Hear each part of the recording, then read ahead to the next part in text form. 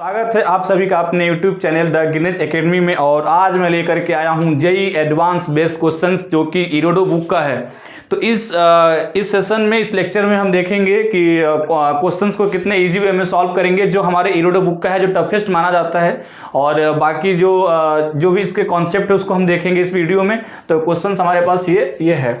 A car starts moving rectilinearly first with acceleration w 5 meter per second square, then uniformly and finally decelerating at the same rate w comes to stop. The total time of motion equals t equals to 25 seconds. The average velocity during that time is equals to 72 kilometre per hour. How long the car move uniformly. तो ये आपका question है. Question में एक car rectilinear motion करते हुए accelerate हुई है 5 मीटर पर सेकंड स्क्वायर से. उसके बाद यूनिफॉर्म मोशन किया है कुछ समय तक. ठीक है.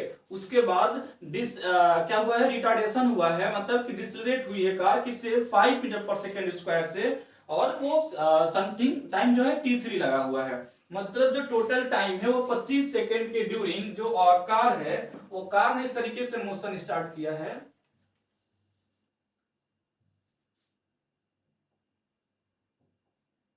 कार सबसे पहले ऐसे देखते हैं, कार सबसे पहले अपना मोशन स्टार्ट की है. तो 5 मीटर पर सेकंड स्क्वायर से एक्सीलरेट हुई, फिर यूनिफॉर्म और फिर डिसलेट हुई 5 मीटर पर सेकंड से. ठीक है, 5 मीटर पर सेकंड स्क्वायर से. अगर बात करूं कि ये इसने स्टार्ट किया 0 से, फिर टाइम लगा t1, फिर t2 टाइम तक उसने क्या किया है, यूनिफॉर्म मोशन किया है. और t3 टाइम तक फिर उसने रिटार्डेशन मोशन में 5 मीटर पर सेकंड स्क्वायर से मतलब अपने कार को क्या कर दिया, ब्रेक लगा करके स्टॉप कर दिया है. तो फिर मैं देखता हूँ यहाँ पे ये यूनिफॉर्म मोशन है, तो इसको मैं कह सकता हूँ कि जो टाइम t1 होगा उसमें t3 में कुछ निकाल सकते हैं रिलेशन. मान लो कि यहाँ पे आते आते इसकी वेलोसिटी v हो गई, फाइनल वेलोसिटी. फिर यहाँ से यहाँ तक इसका एक्सेलरेशन 0, और इस केस में जो वेलोसिटी यहाँ तक क्या रहेगी, v रहेगी. क्योंकि है कि नहीं, क्योंकि कोई वेलोसिटी यूनिफॉर्म मोशन में वेलोसिटी चेंज होगी नहीं. तो यहाँ से यहाँ तक वेलोसिटी v, फिर यहाँ पे आकर के वेलोसिटी 0. अब मैं बात करूं कि t1 में, मान लो कि मैं t1 निकालता हूं, तो t1 आ जाएगा यहाँ पे, अगर velocity v equals to u plus at, और यहाँ पे इनिशियल वेलोसिटी क्या है, 0 है, तो क्या जाएगा u0. तो जो एक्सेलरेशन होगा वो v equals to 5, v equals to 80, और a क्या है यहाँ पे 5 और t1. तो यहाँ पे v इक्वल्स टू 5 t1 आया. अब ये 5 t1 यहाँ से यहाँ तक है ना, क्योंकि यहाँ तक क्या है, यूनिफॉर्म मोशन है. फिर यहाँ पे जो 5 t1 है, फिर यहाँ पे इनिशियल वेलोसिटी हो जाएगा, और यहाँ पे क्या है, यहाँ पे आकर के 0. तो फाइनल वेलोसिटी यहाँ पे 0 हो गई है. तो फिर मैं कह सकता हूं कि अगर मैं t3 निकालना चाहूं तो t3 इक्वल्स टू क्या होगा, टाइम जो निकल के आएगा वो v equals to u plus 80 से जो टाइम आएगा, यहाँ पे a क्या है 5 है, तो यहाँ पे t3 equals to v minus u divide by a है ना.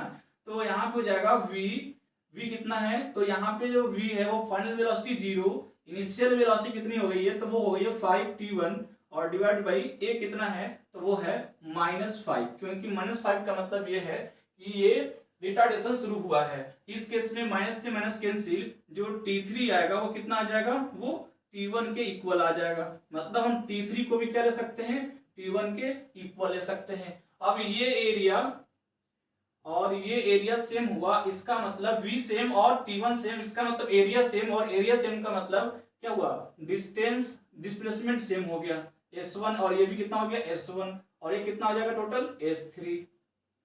ठीक है. तो मैं बात करूं इस क्वेश्चंस के अकॉर्डिंग, तो जो एवरेज वेलोसिटी है वो कितना दे रखा है, एवरेज वेलोसिटी है वो है 72 किलोमीटर पर आवर. ठीक है. अगर मैं चाहूं इस वेलोसिटी को मैं चेंज करना चाहूं किसमें, मीटर पर सेकेंड में, तो मैं चेंज करूंगा तो हो जाएगी वेलोसिटी 72 इंटू 5/18, मतलब कितना 20 मीटर पर सेकेंड. ठीक है. अब ये average velocity into time, average velocity into total time is equals to total displacement है ना, s1 प्लस s2 और प्लस s3. हमें पता है कि s1 s2 और s3, और ये s1 और s2 क्या है, दोनों इक्वल हैं. ये s2 है और ये s3 है. तो s3 इक्वल टू कितना आ जाएगा, s1 के इक्वल. तो मैं लिख सकता हूं यहाँ पे s1 और s3 दोनों आपस में इक्वल हैं, तो 2s1 प्लस s2. क्या निकल के आ गया, average velocity into total time. अब एवरेज वेलोसिटी कितना है, तो ये है 20 और टोटल जो टाइम है वो कितना है 25 सेकेंड। तो यहाँ पे जो हमारा इक्वेशन बन करके आया वो आया 2s1 प्लस s2 कितना आया 500, ठीक है। अब मैं S1 की बात करें तो S1 कैसे निकालेंगे, तो S1 इस ग्राफ का मैं एरिया निकाल दूं तो S1 निकल के आ जाएगा। अगर मैं इस ग्राफ का एरिया निकाल दूं तो S2 निकल के आ जाएगा, है ना, क्योंकि हमें पता है वेलोसिटी टाइम ग्राफ का जो एरिया होता है वो क्या देता है, डिस्प्लेसमेंट देता है। तो 2 इंटू S1 की बात करें तो S1 हो जाएगा 1/2 बेस इंटू हाइट, बेस कितना है T1 और हाइट कितना है V, प्लस S2 की बात करें तो S2 क्या है, बिल्कुल रेक्टेंगल टाइप का है, तो ये हो जाएगा T2 V, मतलब आ जाएगा यहाँ पे V into T2 is equal to 500, ठीक है। यहाँ से 2 से 2 कैंसिल आउट, तो VT1 plus VT2 is equal to 500। अब मैं T1 की बात करें तो T1 इक्वल टू आ जाएगा V डिवाइड बाई 5, तो यहाँ पे T1 आ जाएगा V into V divide by 5 plus VT2, और यहाँ पे मैं कर सकता हूँ जो टोटल टाइम लगा था वो T1 plus T2 plus T3 वो कितना दे रखा है 25। तो अगर बात करो T1 और T3 दोनों क्या है आपस में सेम है, तो 2T1 प्लस T2 इसका टू कितना 25। तो अगर मैं यहाँ से T2 निकालना चाहूँ तो T2 के प्लेस पे 25 माइनस 2T1 है कि नहीं। अगर T2 निकालना चाहूँ तो T2 यहाँ पे रख दूंगा और 2T1 इस साइड, तो माइनस में हो जाएगा, तो हो जाएगा 225 minus 2T1 is equal to 500। अब मैं बात करिए हो जाएगा v square divide by 5 plus अब हो जाएगा 25v माइनस 2vT1, ठीक है, इज इक्वल टू 500। फिर यहां से बात को T1 के जगह पे v बाई 5 रखेंगे तो क्या हो जाएगा v square by 5 plus 25v minus 2v और T1 के जगह पे v by 5 is equal to 500।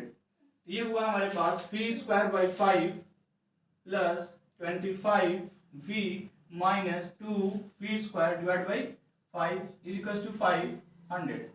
अब यहाँ पे देख सकते हैं आप v square by 5 minus 2v square by 5 क्या हो जाएगा minus v square by 5 plus 25v is equal to 500। फिर मैं सॉल्व करूँ आगे तो आप देख सकते हैं ये क्या हो जाएगा माइनस वी स्क्वायर, मतलब मैं वी स्क्वायर को उधर लेकर के जाऊं तो वी स्क्वायर प्लस ये प्लस वाला हो जाएगा माइनस, तो माइनस 25 इंटू 5 125। क्या करेंगे इसमें हमने 5 से सब में मल्टीप्लाई कर दिया है, तो वी स्क्वायर माइनस 125v और प्लस 500 इंटू 5 कितना आ जाएगा 25, है ना। 500 इंटू 5 कितना आ जाएगा 2500 इज इक्वल टू 0। आप जैसे ही आप इस इक्वेशन को सॉल्व करेंगे v कितना आ जाएगा 25, और ये जब जैसे ही v 25 आया मैं यहाँ पे रख दूंगा इस इक्वेशन में देख सकते हैं v इक्वल टू 5t1, तो आ जाएगा v इक्वल टू 5t1 और v के प्लेस पे 25 तो आ जाएगा 5t1, तो t1 जो आ गया वो कितना आया 5 सेकेंड। इसका मतलब कि ये t1 आ गया कितना 5 सेकेंड, तो t3 भी कितना आएगा 5 सेकेंड, तो T3 भी कितना आ जाएगा 5 सेकेंड, ठीक है, T3 भी कितना आएगा 5 सेकेंड। और जो T2 होगा वो T2 कैसे निकालेंगे, तो T2 इक्वल टू कितना आ जाएगा 25 माइनस 2T1, तो आ जाएगा 25 माइनस 10 कितना आ जाएगा 15 सेकेंड। ये तो टाइम हो गया। अब मैं बात करूं कितना दूर चला है, तो क्या है जो यूनिफॉर्म मोशन है वो कितना है s2 है, तो s2 equal to v into T2, तो ये वेलोसिटी है वो कितना है 25 मीटर पर सेकेंड और T2 के प्लेस पे 15, तो कितना आ जाएगा 375 मीटर। तो आप देख सकते हैं जो यूनिफॉर्म मोशन है वो कितना है 375 मीटर डिस्टेंस उसने चला है यूनिफॉर्म मोशन में। बाकी जो 500 तुम माइनस कर सकते हैं वो क्या हुआ है, एक बार एक्सीलरेटिंग और एक बार उसके बाद रिटार्डेशन मोशन हुआ है। तो आप समझ सकते हैं इस तरीके से इस क्वेश्चन को सॉल्व करेंगे, ठीक है। जो सेकेंड क्वेश्चन है जो इरोडा बुक का मतलब काइनेमेटिक्स में, वो ये है, an elevator car whose floor to ceiling distance is equal to 2.7 metre starts ascending with constant accelerating 1.2 metre per second square 2 seconds after the start of bolt begins falling from the ceiling of the car. Find the bolt's free fall time. Second question इसी में, the displacement and the distance covered by the bolt during the free fall in the reference frame fixed to the elevator shaft. Elevator shaft से हमें क्या निकालना है? Second question में हमें elevator shaft से निकालना है डिस्टेंस और डिस्प्लेसमेंट। और जो पहला क्वेश्चन जिसमें जो पूछ रखा है वो है 2 सेकेंड बाद, मतलब जो पहला है बोल्ट का फ्री फॉल टाइम बताइए। मतलब एक एलिवेटर कार में एक बोल्ट लगा हुआ है और जब ये कार स्टार्ट करती है, चलना स्टार्ट करती है, उसके बाद 2 सेकेंड बाद उसमें से बोल्ट वहाँ से मतलब गिरना स्टार्ट करता है और आपको बताना है कि वो कितना देर तक हवा में रुकेगा। ठीक है, तो उसका फ्री फॉल टाइम बताना है। तो देखते हैं सबसे पहले हम ये लेते हैं, एलिवेटर बनाते हैं आपका। ठीक है, ये अब मैं बात करूं कि जो ऑब्जर्वेशन है वो हमारे पास, अगर मैं यहाँ पे ऑब्जर्वर को बैठा दूं और इसमें एक बोल्ट लगा हुआ है, ठीक है, और ये बोल्ट जब इसको मैं ऑब्जर्व करूंगा तो ये हमारा नॉन इनर्शियल फ्रेम होगा, जहां से इसको सॉल्व करना थोड़ा सा इजी पड़ेगा। और एक मैं ग्राउंड ले सकता हूं, जो सेकंड वाले क्वेश्चंस में बोल रखा है कि कहां से लेना आपको, एलिवेटर शाफ्ट से, मतलब ग्राउंड से।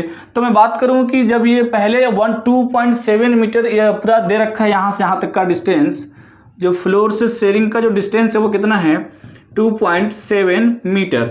उसके बाद उसने बोल रखा है 1.2 मीटर पर सेकेंड स्क्वायर से ये पूरा एलिवेटर क्या हुआ, एक्सीलेट हुआ। ठीक ना, मतलब इसका एक्सीलेशन दे चुका है 1.2 मीटर पर सेकेंड स्क्वायर। उसके बाद 2 सेकेंड बाद का मतलब कि 2 सेकेंड में ये कुछ दूरी पे आ गया होगा, कौन, एलिवेटर। तो अभी हमें उससे कोई मतलब नहीं, हमने ये ऑब्जर्वर को यहाँ पे बैठा रखे हैं। तो सोचो क्या होगा, इस ऑब्जर्वर के रिस्पेक्ट में जो रिस्पेक्टिव डिस्प्लेसमेंट है बोल्ट का और ऑब्जर्वर का, वो क्या है, फिक्स है। तो इस केस में इसको लगेगा कि अभी बोल्ट मतलब 2 सेकेंड तक बोल्ट क्या है, रेस्ट में है। अब 2 सेकेंड तक 2 सेकेंड होने के बाद ये बोल्ट किस में है, रेस्ट में है। तो उस कंडीशन में यू क्या होगा, उसका 0 होगा। ये आप ऐसा समझ सकते हैं कि अगर मान लो कि ये ऑब्जर्वर ये है, ये जो इनिशियल वेलोसिटी ऑफ बोल्ट है वो 0 क्यों है, किसके रिस्पेक्ट में, ऑब्जर्वर के रिस्पेक्ट में। इसको आप ऐसा समझ सकते हैं, मान लो कि 2 सेकेंड बाद उसके पास कुछ वेलोसिटी आ गई होगी, क्योंकि उसके पास क्या है, एक्सेलरेशन है। तो 2 सेकेंड में इसके पास क्या आ गया होगा, वेलोसिटी v, किसके पास, पूरे एलिवेटर के पास। जब पूरे एलिवेटर के पास आया होगा तो ऑब्जर्वर के पास भी आया होगा, बोल्ट के पास भी आया होगा। तो एक बोल्ट की वेलोसिटी ऊपर की तरफ, जब ये ऑब्जर्वर देखेगा तो क्या मानेगा, वो अपनी वेलोसिटी को जब क्या अपने को रेस्ट पे मान लेता है और अपनी वेलोसिटी को क्या करेगा, उल्टा करके दे देगा किसको, बोल्ट को। तो v वेलोसिटी से बोल्ट ऊपर की तरफ, और जब ये ऑब्जर्वर जब बोल्ट की वेलोसिटी को बताएगा 2 सेकेंड पे, तो अपनी वेलोसिटी किसको देगा, बोल्ट को। तो ऊपर की वेलोसिटी और ये वेलोसिटी दोनों सेम हो जाएगी। इस केस में 2 सेकेंड पे जो वेलोसिटी होगी वो क्या होगी, 0 होगी। ठीक है, तो इनिशियल वेलोसिटी तो 0 हो गई। अब उसके बाद 2 सेकेंड के बाद बोल्ट अपना कांटेक्ट छोड़ देता है किससे, एलिवेटर से। अब ये में भी किस में आ गया, हवा में।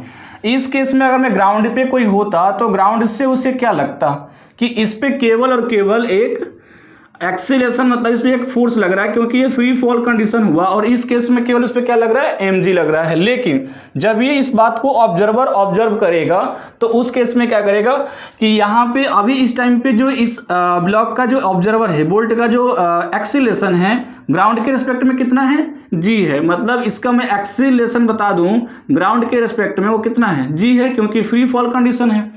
अब ये ऑब्जर्वर ऊपर जा रहा है किस एक्सीलेशन से, तो a एक्सेलरेशन से। ये किसका, ऑब्जर्वर का है। ठीक है, ये ऑब्जर्वर का ग्राउंड के रिस्पेक्ट में है ना, ये ऑब्जर्वर का ग्राउंड के रिस्पेक्ट में। और ये किसका है, ग्राउंड के रिस्पेक्ट में किसका है, बोल्ट का। ये बोल्ट का है abg मतलब यहाँ पे हम लिख सकते हैं abg किसका है, तो ये बोल्ट का एक्सीलरेशन है ग्राउंड के रिस्पेक्ट में g। जी क्यों है? क्योंकि जब ये ग्राउंड से देखेगा तो ये बोल्ट को ऐसा लगेगा कि बोल्ट पे और कोई फोर्स नहीं लग रहा, वो ग्रेविटी की वजह से नीचे आ रहा है। तो इस केस में ए बी जी कितना हो गया? जी हो गया। लेकिन ये बात कौन देख रहा है? ऑब्जर्वर। तो ऑब्जर्वर को क्या लगेगा कि जो इसके पास एक्सीलरेशन है, acceleration of bolt with respect to observer, ठीक है, कैसे निकालेंगे?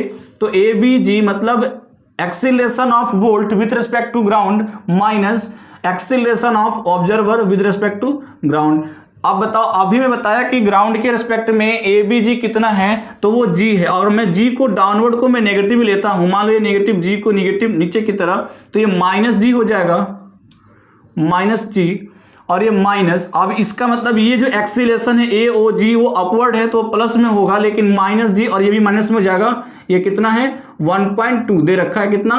1.2 दे रखा है ये, तो ये हो गया 1.2। अब यहाँ पे हम अगर 10 लेंगे तो हमारे पास ऐड करने में क्या प्रॉब्लम हो सकता है, तो हम क्या कर सकते हैं, यहाँ पे जी का वैल्यू लेंगे कितना? 9.8, तो माइनस 9.8 हो गया और माइनस 1.2 कितना हुआ? Near about minus 11 metre per second square. ये किसका हुआ? Acceleration of bolt with respect to observer, ठीक है, ये हमारे पास एक्सीलरेशन आ गया। अब हमें क्या निकालना है? वो फ्री फॉल टाइम बताओ कि कितना देर तक ये हवा में रहेगा।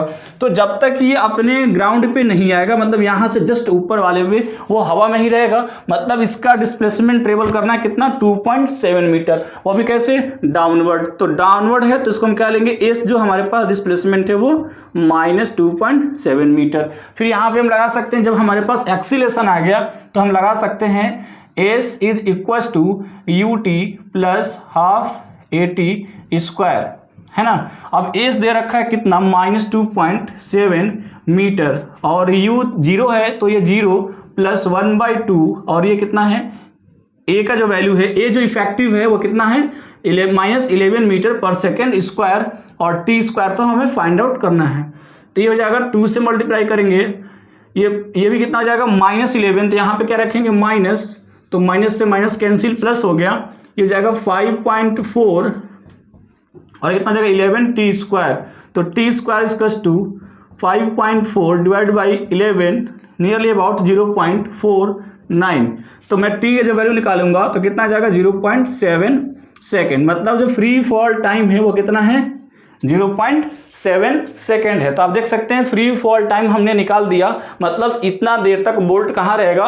हवा में रहेगा, 0.7 सेकेंड तक, ठीक है। नेक्स्ट हमारा ये है कि the displacement and distance covered by the bolt during the free fall in reference frame fix to the elevator shaft. तो अब आपको क्या निकालना है? मतलब डिस्प्लेसमेंट निकालना है, उसके बाद हम डिस्टेंस निकालेंगे, ठीक है। तो आप इसे देख सकते हैं क्वेश्चंस में रेफरेंस के जो रेफरेंस फ्रेम है वो क्या हो गया? Fix to the elevator shaft. मतलब कि इसका मतलब कि एलिवेटर शाफ्ट का मतलब शाफ्ट कहाँ पे होगा? ग्राउंड पे लगभग होगा। मतलब अब पूरा जो मतलब जो ऑब्जर्वर है वो कहाँ पे आ गया? ग्राउंड पे आ गया। जो पहला केस था उस केस में वो कहाँ था? हमने ऑब्जर्वर को एलिवेटर में ही बैठा रखा था, मतलब नॉन इनर्शियल फ्रेम में। अब जो हमारा जो ऑब्जर्वर है वो कहाँ पे आ गया? वो आ गया ग्राउंड पे, बिल्कुल। अब ग्राउंड से ऑब्जर्व करना है तो फिर देखते हैं क्या होगा। देखते हैं ग्राउंड से ऑब्जर्वर कैसे दिखता है। तो ये हमारे पास जो ये ऑब्जर्वर था ये आकर के कहाँ पे आ गया? ग्राउंड पे, ठीक है। अब ग्राउंड पे आने के बाद सबसे पहले मैं देखो अगर मैं बताऊं तो ये क्या हुआ कि यहाँ से मान लो कि 2 सेकेंड तक तो पूरा एलिवेटर चला है ऊपर, है ना। तो ये ग्राउंड से जब ये बोल्ट होगा वो बोल्ट भी 2 सेकेंड तक ऊपर गया होगा। तो इसके रिस्पेक्ट में सबसे पहले मान लो कि मानता हूं कि पहले हमारा जो एलिवेटर था वो कहाँ पे था? वो नीचे था। मान लिया कि सबसे पहले एलिवेटर मेरा कहाँ पे था? नीचे था। और 2 सेकेंड में ये एलिवेटर ऊपर आया होगा। तो 2 सेकेंड में कुछ एलिवेटर ऊपर आया, क्योंकि एक्स के पास एक्सीलरेशन है तो 2 सेकेंड में ऊपर आया होगा। क्लियर है? 2 सेकेंड में ऊपर आया, इतना ऊपर। उसके बाद फिर यहां से डाउनवर्ड। अब जैसे ही नीचे गिर रहा होगा तब तक हमारा जो एलिवेटर है वो भी तो कुछ ऊपर आ गया होगा, है ना। तो इस केस में क्या होगा? जो हमारा एलिवेटर होगा वो भी उठ करके ऊपर आ गया। तो इस केस में ये तो यहां से चला फिर नीचे आया, तब तक जैसे ही कुछ दूर गया होगा वहां पे क्या आ गया, एलिवेटर का जो ग्राउंड है वो एलिवेटर का ग्राउंड आ गया, तो मतलब बोल्ट आकर के यहीं पे रुक गया होगा। तो पहले 2 सेकंड में यहां से यहां तक गया H, फिर H तक आया, कौन, बोल्ट आया H तक, यहां तक, है ना, और उसके बाद ये चला डिस्प्लेसमेंट डेल वाई, ठीक है, ये डिस्प्लेसमेंट हुआ उसका, क्योंकि जैसे ही वो ग्राउंड ये कहां से हो रहा है ऑब्जर्वेशन, ग्राउंड से, जैसे ही ये ग्राउंड पे पहुंचने वाला होगा एलिवेटर का, वो जैसे ये 2 सेकंड में इतना दूर गया, फिर 2 सेकंड में नीचे होगा, और नीचे आते आते तब तक कहां पहुंच गया, तब तक उसका एलिवेटर का शाफ्ट आ गया यहां तक। तो ये हमें डेल वाई निकालना है, ये कहां से, ग्राउंड से। तो जब ग्राउंड से निकालेंगे तो जो ये डिस्प्लेसमेंट है, तो डिस्प्लेसमेंट निकालने के लिए del Y is equal to U Y, मतलब initial velocity into T, initial velocity into T plus half AT square. अब हाफ AT स्क्वायर का मतलब, अब ग्राउंड से जब ये कॉन्टेक्ट छूट गया है किसका, बोल्ट का, तो केवल कल बताया था जब ये जब बोल्ट हमारा छूट गया है, डाउनवर्ड नीचे फॉल डाउन कर रहा है, उस केस में केवल क्या लगेगा, G लगेगा। किसके केस में, ऑब्जर्वर के केस में। और कहाँ पे ऑब्जर्वर है, ग्राउंड पे। उसके बाद जो अभी मैं फॉल टाइम निकाला था, फ्री फॉल टाइम कितना आया था, 0.7 सेकेंड, मतलब वहीं तक तो वो ट्रेवल किया होगा। तो जो टाइम आया था 0.7 सेकेंड आया था, फॉल टाइम जो पहला आया था अभी, है ना।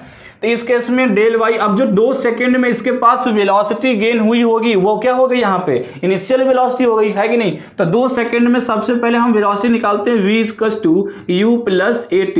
मतलब सोचो जब ये हमारा एलिवेटर टी टाइम पे मतलब कि जब ये स्टार्ट करना शुरू किया, उस टाइम पे उसके पास जो वेलोसिटी था वो 0 था, तो इनिशियल वेलोसिटी 0, लेकिन उसने 1.2 मीटर पर सेकेंड स्क्वायर से एक्सीलरेट करना शुरू किया, और कितने टाइम तक, 2 सेकेंड तक। तो कितना हो गया उसके पास, 2.4 मीटर पर सेकेंड वेलोसिटी हो गई, ये ऊपर गया, ठीक है।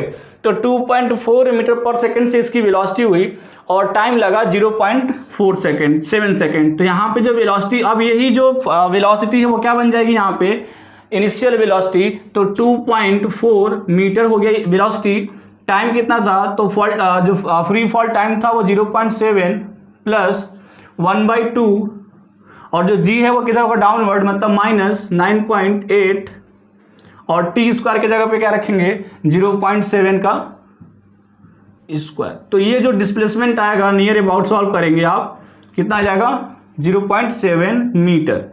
तो जो डेल वाई आया कितना आया, 0.7 मीटर आया। तो डेल वाई का ही मतलब डिस्प्लेसमेंट का मतलब ये इनिशियल पॉइंट था, और ये वाला फाइनल पॉइंट, ये कितना आया, 0.7 मीटर, ठीक है। तो ये तो डिस्प्लेसमेंट आ गया, लेकिन हमें क्या बताना है, डिस्टेंस ही बताना है।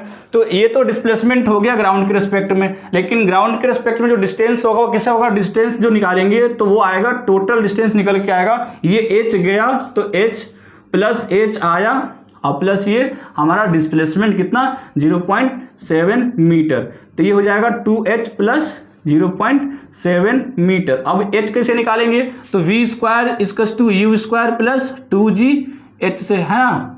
तो इस केस में अगर देखा जाए यहाँ पे, तो अगर ये देखें हम यहाँ पे आकर के फाइनल वेलोसिटी ग्राउंड पे, मतलब एलिवेटर ग्राउंड पे फाइनल वेलोसिटी 0, तो यहाँ पे आ जाएगा u square equals to -2gh, है ना। तो 2gh हो जाएगा, क्योंकि अब g क्या है, नेगेटिव है, तो ये हो जाएगा 2gh। तो h equals to u square divide by 2g, मतलब इनिशियल वेलोसिटी का स्क्वायर और डिवाइड बाई 2g। अब यही इनिशियल वेलोसिटी कितनी थी यहाँ पे, 2.4, तो यहाँ पे हम 2 इंटू एच के जगह पे u स्क्वायर और डिवाइड बाई 2g अब प्लस 0.7 लेंगे, तो 2 इंटू यू स्क्वायर के जगह पे 2.4 का स्क्वायर और डिवाइड बाई 2 इंटू जी 9.8 और प्लस 0.7 लेंगे, तो नियर अबाउट आ जाएगा 1.3 मीटर। तो ये टोटल जो डिस्टेंस हुआ वो कितना आ गया, 1.3 मीटर आया। तो आप देख सकते हैं इस तरीके से इस क्वेश्चन का सॉल्यूशन हुआ। और ये इसका डिस्टेंस, मतलब ये डिस्टेंस इसीलिए आया, इतना आया क्योंकि ये कहाँ से देखा जा रहा है, ग्राउंड से देखा जा रहा है। तो ग्राउंड से 1.3 मीटर आएगा, ठीक है। जो आप सोच रहे हैं 0.7 मीटर, ये 0.7 मीटर इसलिए आया क्योंकि जैसे ही एलिवेटर हमारा ऊपर, जैसे एलिवेटर से जो बोल्ट गिरा होगा तो वो नीचे गिर रहा होगा, और ग्राउंड पे जो ऑब्जर्वर होगा उसे क्या लगेगा कि वो जैसे ही बोल्ट नीचे गिर रहा था तब तक एलिवेटर पहुंच गया है कि नहीं। तो पूरा वो एलिवेटर के साइड पूरा जो डिस्प्लेसमेंट होगा वो एलिवेटर का ट्रेवल नहीं करेगा, किसके रिस्पेक्ट में, ग्राउंड के रिस्पेक्ट में। तो इस तरीके से आपका ये क्वेश्चन सॉल्व हुआ।